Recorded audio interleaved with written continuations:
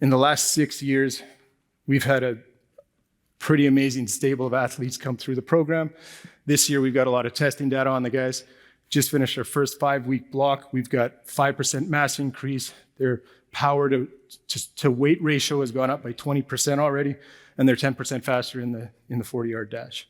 And we're just moving into a speed block. So one thing that I encountered throughout the years is it's not a traditional model, so I saw a lot of resistance from a lot of the people in traditional hockey settings. So what do you do in this situation? Well, I put my money where my mouth is, went back to the University of Alberta, enrolled in the Masters of Coaching, where I started to apply these development principles in season with the Alberta Golden Bears hockey team.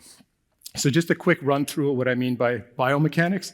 It's the positions that we skate in. We stabilize those positions, we get strong in the positions, and then we connect these positions, which form our movement patterns. And then once we have done those two things, then we start injecting power into the equation.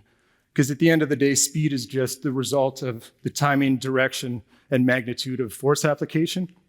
I would argue that timing and direction are actually the most important within the skating stride, because those both have to be effective and efficient in order to maximize the speed that we generate out of them.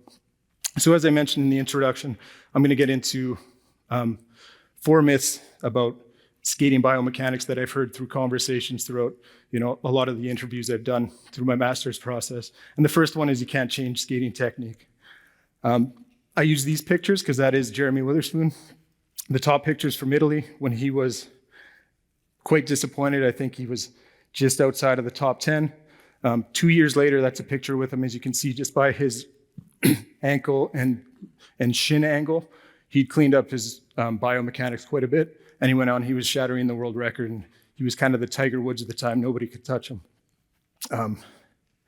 So kind of fast forward to the Masters, I was given one specific skating slot a month. It was only 20 minutes because ice time's quite limited, just to strictly work on biomechanics. But the nice thing about being on the coaching staff is I could reinforce these daily at practice, and I could also reinforce them in game situations as well. Little video clip on the skating biomechanics. We just worked on stabilizing the shapes. This is about as dynamic as we got. So once we stabilize the shapes, this is just the athletes learning the timing and direction of force application into the ice. What was really neat is the results that we saw. So we tested them in August, tested them again in December. One thing about a varsity athlete is multiple demands, so there's always something that has to give.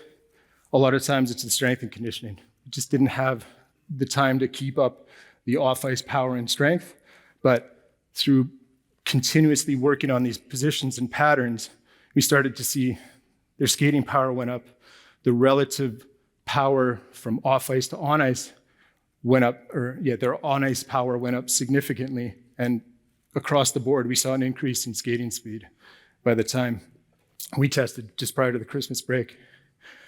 Myth number 2, it's too risky to change technique.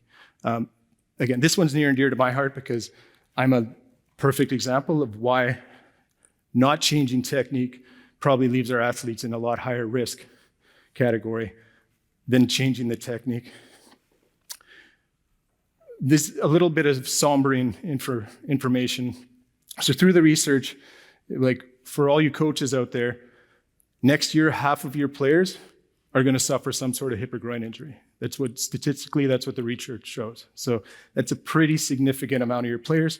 They might not miss games, but that's going to affect the way they play. As these injuries pile up over time, when they hit the elite level, we're seeing 60% of the athletes having labrum tears, so the cartilage within the hip socket. There's tears in 60%, and at the professional level, the most recent study I saw, 25 out of 27 NHL players were showing labral tears within their hip. So just shows the biomechanics do come into play.